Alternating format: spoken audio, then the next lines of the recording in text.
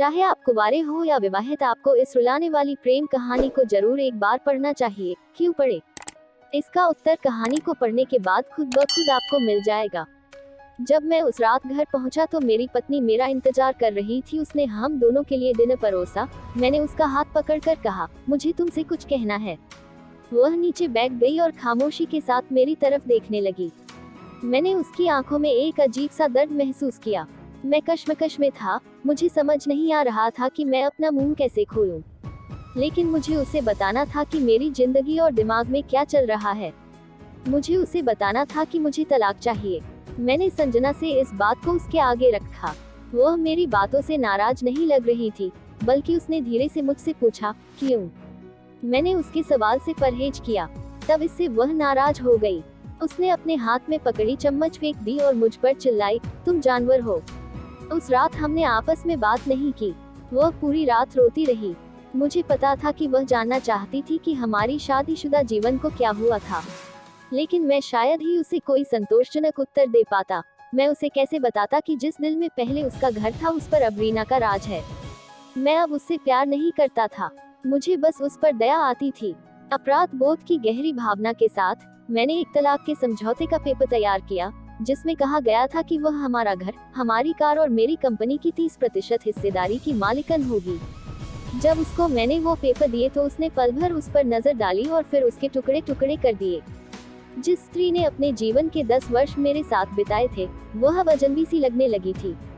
मुझे उसके टाइम, संसाधनों और ऊर्जा जो उसने मुझ पर खर्च किया उसके लिए खेद हुआ, लेकिन मैंने जो कहा था मैं उसे वापस नहीं ले सकता था, क्योंकि मैं रानी से बहुत प्यार करता था। अंत में वह मेरे सामने जोर जोर से रोई, जिसकी मुझे उम्मीद थी। मेरे लिए उसका रोना वास्तव में एक तरह की रिहाई जैसा था। तलाक का विचार, जिसने मुझे कई हफ्तों से परेशान किया था, अब और मजबूत और स्पष्ट अपनी मंजिल को पाने को लग रहा था। अगले दिन मैं बहुत देर से घर वापस आया और देखा कि वह मेज पर कुछ लिख रही है। मैंने रात का खाना नहीं खाया और सीधे सोने चला गया और बहुत तेजी से सो गया, क्योंकि मैं रानी के साथ एक व्यस्त दिन के बाद थक गया था। जब मैं उठा तब भी वह टेबल पर लिख रही थी। मुझे परवाह नहीं थी, इसलिए मैं पलट गया और फिर से सो गया। सुबह उसने अपनी तलाक की शर्तें मुझे बताई। वह मुझसे कुछ नहीं चाहती थी, लेकिन तलाक से पहले उसे 1 महीने का नोटिस चाहिए था। उसने अनुरोध किया कि उसे 1 महीने में हम दोनों यथासंभव सामान्य जीवन जीने के लिए संघर्ष करें। इसके लिए उसके कारण सरल थे। हमारे बेटे की 1 महीने में परीक्षा थी और वह हमारी टूटी हुई शादी से उसे मेंटली डिस्टर्ब नहीं करना चाहती थी। यह तो मुझे भी मंजूर था, बेटा तो हम दोनों का था। लेकिन उसके पास एक और शर्त थी। उसने मुझे याद करने के लिए कहा कि कैसे मैं उसे अपनी शादी के दिन दुल्हन के कमरे में ले गया था। उसने रिक्वेस्ट किया कि इसे 1 महीने तक मैं हर दिन उसे अपने बेडरूम से सामने के दरवाजे तक ले जाऊं। मुझे लगा कि वह पागल हो रही है, लेकिन हमारे साथ में बीतने वाले अंतिम दिनों को सहन किया जा सके और कोई ड्रामा क्रिएट न हो, इसलिए मैंने उसका अजीब अनुरोध स्वीकार कर लिया। मैंने रानी को अपनी पत्नी की तलाक की शर्तों के बारे में बताया। वह जोर से हंसी और उसे लगा यह सच में पागलपन है। कोई फर्क नहीं पड़ता कि वह कौन सी चालें चलती है, उसे तलाक का सामना करना ही पड़ेगा, उसने तिरस्कारपूर्वक कहा। अगले दिन से 1 महीने का नोटिस पीरियड शुरू हो गया। मेरे तलाक के इरादे को स्पष्ट रूप से व्यक्त किए जाने से पहले से ही मेरी पत्नी और मेरे बीच कोई शारीरिक संपर्क नहीं रह गया था। इसलिए जब मैंने उसे पहले दिन गोद में उठाया तो हम दोनों को अजीब लगा। हमारे बेटे ने हमारे पीछे ताली बजाई, डैडी ने मम्मी को गोद में लिया है।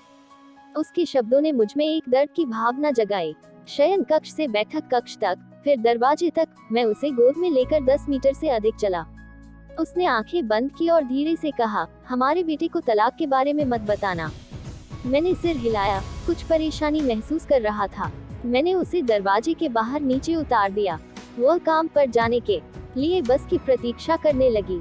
मैं ऑफिस के लिए अकेला चला गया। दूसरे दिन हम दोनों ने काफी आसानी से एक्टिंग कर ली। वह मेरे सीने पर झुक गई। मैं उसके ब्लाउज की खुशबू सूंघ सकता था।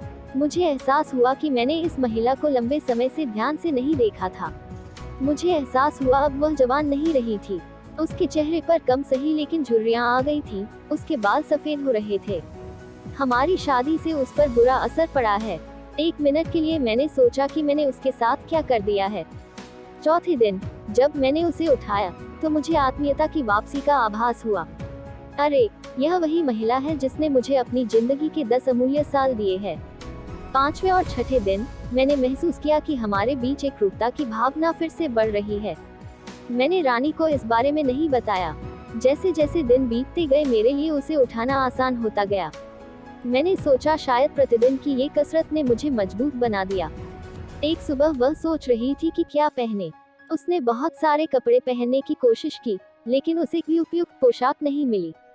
फिर उसने गहरी सांस ली। वो बोली, मेरे सभी कपड़े बड़े हो गए हैं। मुझे अचानक एहसास हुआ कि वह इतनी पतली हो गई है। मुझे अब समझ में आया कि यही असली वजह है जो मैं उसे इतनी आसानी से उठा पाता था। अचानक एक विचार ने मुझे अंदर से झकझोर दिया। उसने अपने दिल में कितना दर्द और कितना दुख दबा रखा होगा जिससे उसकी ऐसी हालत हो चली है। अवचेतना में कभी इस बारे में सोच ही नहीं सका। मैंने उसके सिर को छुआ। हमारा बेटा उसी समय अंदर आया और बोला, पापा, माँ को गोदी में उठाने का समय हो गया है। उसके लिए इस 1 महीने में अपने पिता को अपनी माँ को गोदी में उठाकर ले जाते देखना उसके जीवन का एक अनिवार्य हिस्सा बन गया था। मेरी पत्नी ने हमारे बेटे को करीब आने का इशारा किया और उसे कसकर गले लगा लिया। मैंने अपना मुंह फेर लिया क्योंकि मुझे डर था कि मैं इस अंतिम समय में अपना विचार ना बदल दूं। फिर मैंने उसे अपनी बाहों में पकड़ लिया, शयन कक्ष से चलते हुए, बैठक के कमरे से होते हुए दरवाजे तक। उसने सौम्यता और स्वाभाविक रूप से अपने हाथ मेरी गर्दन के चारों ओर रख दिए। मैंने उसके शरीर को कसकर पकड़ रखा था। यह हमारी शादी के दिन जैसा ही था, लेकिन उसके बहुत ही कम वजन ने मुझे उदास कर दिया। आखिरी दिन जब मैंने उसे अपनी बाहों में लिया तो मैं मुश्किल से एक कदम भी आगे बढ़ सका। हमारा बेटा स्कूल के लिए चला गया था। मैंने उसे कसकर पकड़ लिया और कहा, मैं यह नहीं देख पाया कि हमारे जीवन में इंटिमेसी की कमी हो रही है। मैं ऑफिस चला गया, दरवाजा बंद किए बिना तेजी से कार के अंदर बैठ गया। मुझे डर था कि थोड़ी सी देरी से भी मेरा मन बदल जाएगा। मैं वहां चला गया जहां रानी रहती थी। रानी ने दरवाजा खोला और मैंने उससे कहा, सॉरी रानी, मैं अपनी पत्नी को अब तलाक नहीं दे पाऊंगा। उसने मुझे आश्चर्य से देखा। वो अचंभे में थी और फिर मेरे माथे को छुआ। क्या तुमको बुखार है? उसने पूछा। मैंने अपने सिर से उसका हाथ हटा दिया। सॉरी रानी, मैंने कहा, मैं तलाक नहीं लूंगा। मेरा वैवाहिक जीवन शायद इसलिए उबाऊ था क्योंकि वह और मैं अपने जीवन के छोटे छोटे पलों को महत्व नहीं देते थे। इसलिए नहीं कि हम अब एक दूसरे से प्यार नहीं करते थे।